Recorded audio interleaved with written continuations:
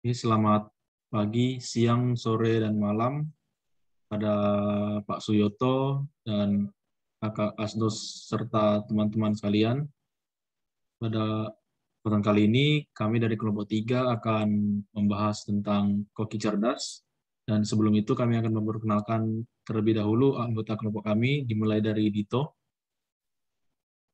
Kenalkan, nama saya Evan Ninja Fernandito dengan NPM 2710665.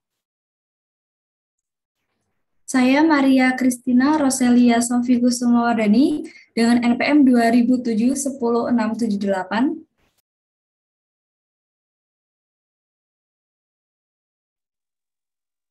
Saya Lukito dengan NPM 2007-10677.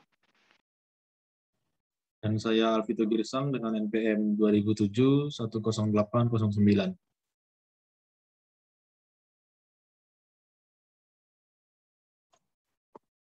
Kami akan membahas kopi cerdas. Nah, definisi dari kopi cerdas ini merupakan suatu robot yang dapat memasak makanan secara otomatis. Cara kerja alat ini adalah manusia dapat memilih menu serta porsi makanan yang disediakan robot tersebut. Kemudian, memasukkan bahan-bahan yang diperlukan. Robot kemudian akan menerjemahkannya dan mengambil peralatan serta bahan-bahan dari tempat yang telah disediakan sebelumnya. Peralatan memasak berupa kompor bertenaga baterai atau tanpa api, kemudian panci, wajan, dan sebagainya. Jika bahan-bahan tidak mencukupi atau terdapat peralatan yang tidak layak pakai maupun rusak, maka robot akan mengirimkan peringatan kepada user. Untuk arsitekturnya, prototipe dapur konsep ini terdiri dari sebuah oven, kompor, sebuah unit touchscreen, dan arsitektur dari robot tersebut yaitu 2 lengan robot.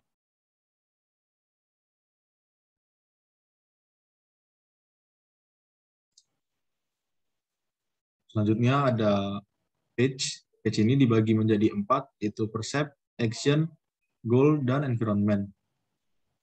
Percept ini yaitu koki cerdas akan mendapat rangsangan dari masukan pengguna dan memilih menu serta porsi makanan. Lalu menu action, koki cerdas ini akan mengambil peralatan serta bahan-bahan yang telah disediakan sebelumnya sesuai dengan masukan user tadi. Terus goalnya ialah karena tujuan awal pembuatan robot ini adalah untuk memasak, jadi pastinya tujuan dari robot ini adalah untuk melakukan kegiatan memasak. Dan terakhir ada environment.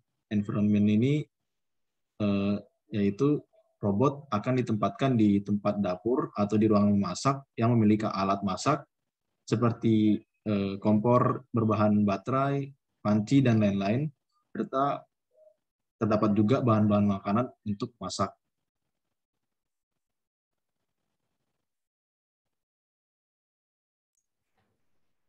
Kemudian, di setiap agen harus ada PIS. PIS merupakan singkatan dari Performance Measure, Environment, Actuators, dan Sensors. Nah, performance measure ini adalah suatu proses penilaian kemajuan pekerjaan terhadap tujuan dan sasaran yang telah ditentukan sebelumnya, termasuk informasi atas efisiensi penggunaan sumber daya dalam menghasilkan barang dan jasa, kualitas barang dan jasa, dan sebagainya. Nah, contoh dari performance measure ini adalah cepat dan minim kesalahan. Kemudian yang kedua adalah environment.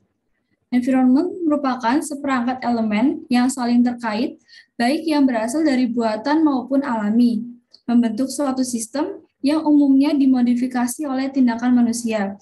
Contoh dari environment pada robot ini adalah restoran, kafe, pelanggan, dan karyawan. Kemudian, yang ketiga adalah actuators, merupakan bagian dari mesin atau perangkat yang membantunya mencapai mobilitas dengan mengubah energi, kebanyakan listrik, udara, atau hidrolik, menjadi tenaga mekanik. Contohnya adalah satu set perangkat dapur, unit layar sentuh, lengan, dan tangan robotik. Dan yang terakhir adalah sensors, merupakan perangkat yang menerima dan menanggapi sinyal atau stimulus. Pada robot ini terdapat sensor peraba.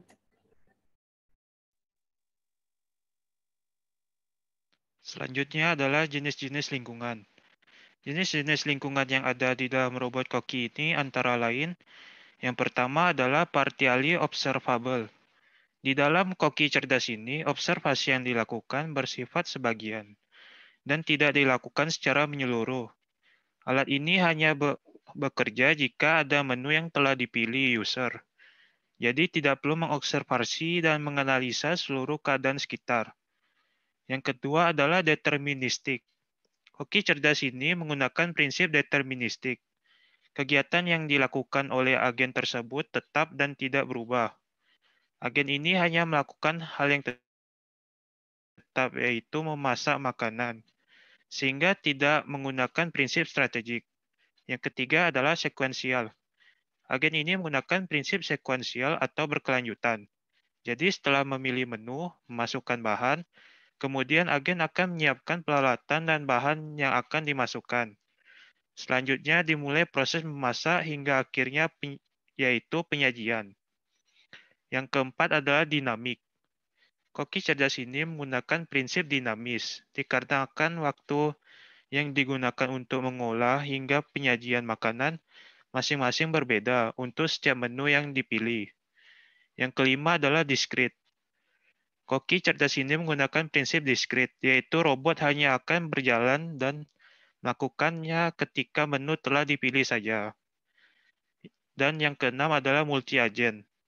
Agen ini merupakan multi-agen dikarenakan agen tersebut tidak hanya melakukan satu tugas saja,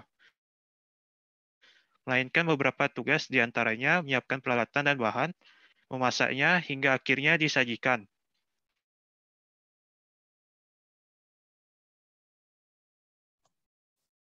Kemudian yang terakhir yaitu jenis agen. Seperti yang kita tahu sebelumnya bahwa robot koki cerdas tersebut dapat digolongkan dalam goal-based agents, di mana dari goal-based agent tersebut yaitu berdasar pada setiap tindakannya untuk mencapai tujuan yang telah ditentukan, serta mempertimbangkan setiap kemungkinan yang akan terjadi nantinya. Jadi yang pertama, robot tersebut akan dilakukan oleh users, di mana users akan memasukkan beberapa alat dan juga bahan, kemudian users akan meminta robot tersebut untuk mengerjakannya sesuai dengan makanan yang diinginkan. Nah, setelah robot menerima tersebut, maka robot tersebut, koki cerdas ini akan melakukan aksi yang diberikan oleh si user.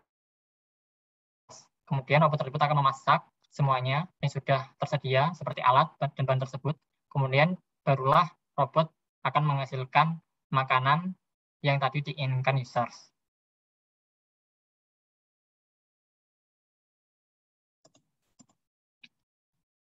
Sekian penjelasan dari kelompok kami. Apabila ada salah kata, kami mohon maaf. Terima kasih.